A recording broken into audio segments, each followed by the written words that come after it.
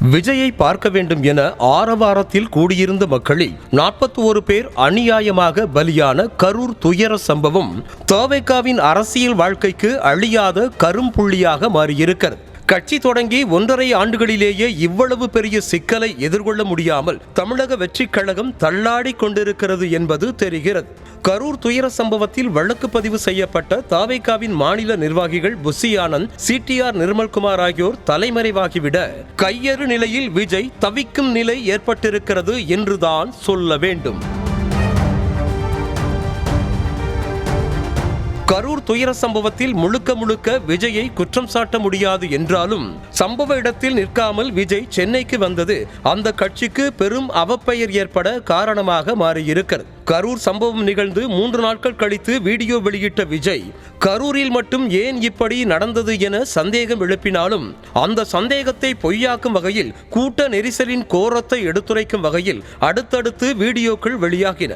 துயர சம்பவம் நிகழ்ந்ததும் கீழ்மட்டத்தில் இருந்து மேல்மட்ட நிர்வாகிகள் வரை அனைவரும் ஆளாளுக்கு தலைமறைவான நிலையில் விஜய் இன்னும் கரூருக்கு செல்லாமல் இருப்பதும், இன்னும் அந்த கட்சியின் சார்பில் யாருமே வெளியே வந்து பேசாமல் இருப்பதும் கட்சியின் விர்ச்சுவல் வாரியர்ஸ்கள் மத்தியில் பெரும் அதிருப்தியை கொடுத்திருக்கிறது.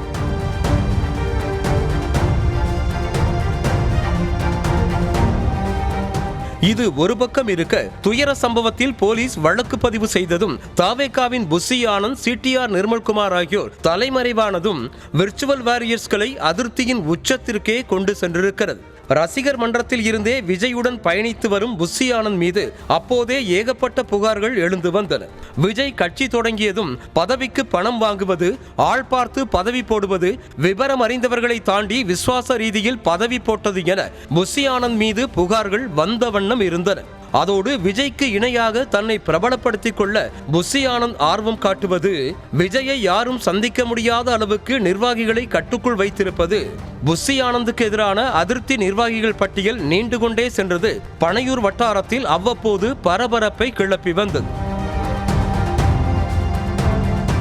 அதோடு விஜய் கட்சி தொடங்கியதும் பல கட்சியில் இருந்து அதிருப்தி நிர்வாகிகள் தவேகாவுக்கு படையெடுக்க தயாராக காத்திருந்தனர். ஆனால் புசி ஆனந்தின் முட்டுக்கட்டை காரணமாகத்தான் மாற்றுக் கட்சியில் இருக்கும் அனுபவம் வாய்ந்த நிர்வாகிகள் தவேகாவில் சேர முடியாமல் போனது என்ற நிலையில் தற்போதைய நெருக்கடியான சூழலை கையாள சீனியர் நிர்வாகிகள் இல்லாமல் திணறும் நிலை ஏற்பட்டிருக்கிறது. ஆகையால் விஜயின் தற்போதைய சூழலுக்கு புசி ஆனந்த் தான் காரணம் என்ற கோபம் விர்ச்சுவல் வாரியர்ஸ்களுக்கு எழுந்திருக்கிறது. எங்கு தனது பதவிக்கு ஆபத்து வந்துவிடுமோ என நினைத்து விஜயை சுற்றி மணல் கோட்டையை கட்டி வைத்திருந்த புசி ஆனந்த் கரூர் துயர சம்பவம் என்ற ஆபத்து வந்ததும் தலைமறைவானது தலைமை பண்புக்கு அழகு அல்ல என்ற கருத்து முன்வைக்கப்படுகிறது.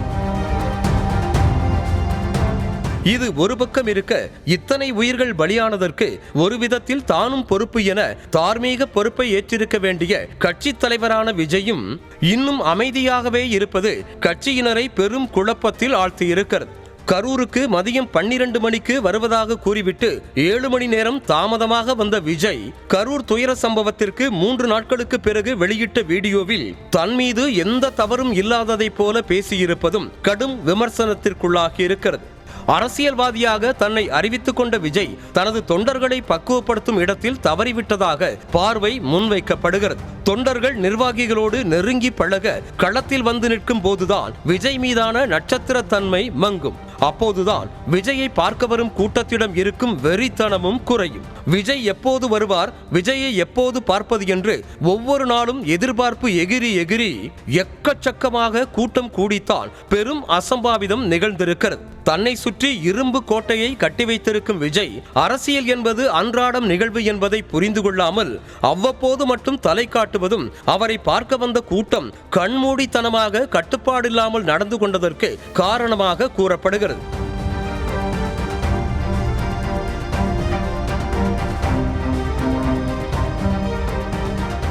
மக்களிடம் செல், மக்களோடு இரு என்ற பேரறிஞர் அண்ணாவின் வார்த்தையை ஏற்று சுற்றுப்பயணத்தை தொடங்கிய விஜய் அந்த வார்த்தைக்கான உள்ளர்த்தத்தை புரிந்து கொண்டு நட்சத்திர அந்தஸ்து மட்டும் கை கொடுக்காது என உணர வேண்டும் என்பதே தற்போதைக்கு அவருடைய விர்ச்சுவல் வாரியர்ஸ்களின் கோரிக்கையாக உள்ளது. அது மட்டுமல்லாமல் முதலில் விக்கிரவாண்டி மாநாட்டில் பேசிய போது அரசியலில் தோற்றவர்கள் ஜெயித்தவர்களின் பாடத்தை படித்துவிட்டு அரசியலுக்கு வந்திருப்பதாக வாய் வார்த்தையாக பேசிய விஜய் கரூர் சம்பவத்தில் இருந்து உண்மையிலேயே படிப்பினையை கற்றுக்கொள்ள வேண்டிய கட்டாயத்திற்கு ஆளாகி இருக்கிறார்.